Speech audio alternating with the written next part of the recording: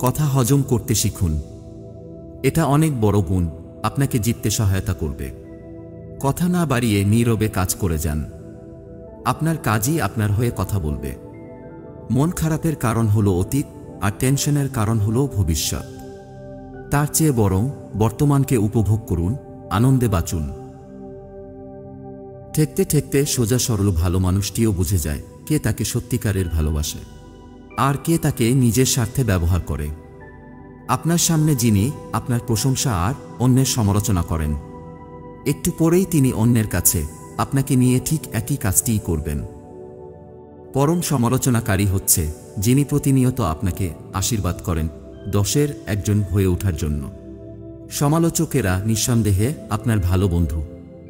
বিনা পয়সায় ভুল ধরিয়ে দিতে সর্বদা তৎপর থাকেন। তাদের কখনোই অবহেলা করবেন না। আপনি বরং বিনয়ী হন। মানুষকে সম্মান করুন ও গুরুত্ব দিন। সবকিছু বহুগুণ হয়ে আপনার কাছেই ফেরত আসবে। কেউ যদি আপনাকে হিংসা করে, আপনি খুশি হবেন, কারণ আপনি বুঝবেন যে আপনি সঠিক কাজটাই করছেন। আপনার কাজ বা কথা নিয়ে কেউ কোনো মন্তব্য করল না, তার মানে আপনি সঠিক জায়গায় পৌঁছতে পারেননি। মানুষের জনপ্রিয়তার মাত্রা নির্গত হওয়া উচিত তার শত্রু ও সমালোচকের সংখ্যার ভিত্তিতে। জিততে হলে কখনো কখনো হারতে হয়। আজকের হারই হয়তো ভবিষ্যতে বড় বিজয় এনে দেবে। কখনো বোকার সঙ্গে তর্কে জড়াবেন না, এটা সময়ের অপচয়। সম্ভব হলে আপনি অন্যদেরকে জিতিয়ে দিন। জিতে গেছে ভেবে কেউ যদি খুশি হয়, আপনিও নীরবে একটুখানি হেসে নিন। অন্যের সুখে সুখী হতে পারলে আপনিই মহাসুখী। চিতাবাঘ কখনো কুকুরের সঙ্গে দৌড় প্রতিযোগিতা করে না। আপনি যে চিতাবাঘ তা বোঝানোর জন্য শুধু সঠিক সময়ের অপেক্ষায় থাকুন। হয়তো অনেক কিছু পারেন, তবে দরকার নেই তা বলে বেড়ানোর। নীরবে কাজ করে যান। যার প্রয়োজন তিনি আপনাকে ঠিকই খুঁজে নেবেন।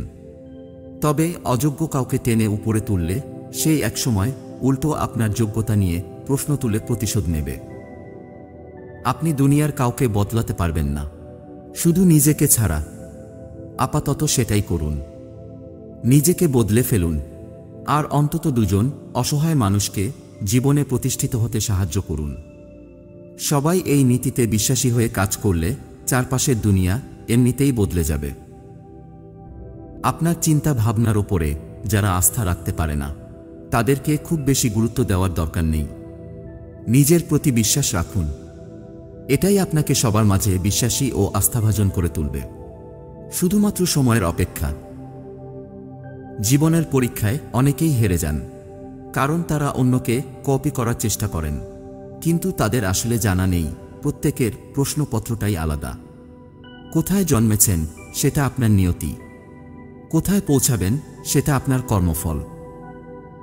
আজকে থেকে ঠিক 5 বছর পরে আপনার অবস্থান কোথায় হবে, সবকিছুই নির্ভর করছে এখন কাদের সঙ্গে মিশছেন আর কি কি বই পড়ছেন তার ওপর। কোনো কথা শোনা মাত্রই যাচাই না করে বিশ্বাস করবেন না, কেননা মিথ্যা কথা সবসময়ই সত্যের চাইতেও তীব্রতর।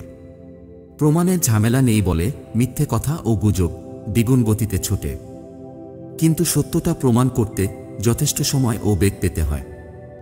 আজকের ভিডিও এই পর্যন্তই। ভিডিওটি ভালো লাগলে একটা লাইক দেবেন। আপনার একটি লাইক আমাদের ভিডিও বানাতে উৎসাহিত করে। ধন্যবাদ।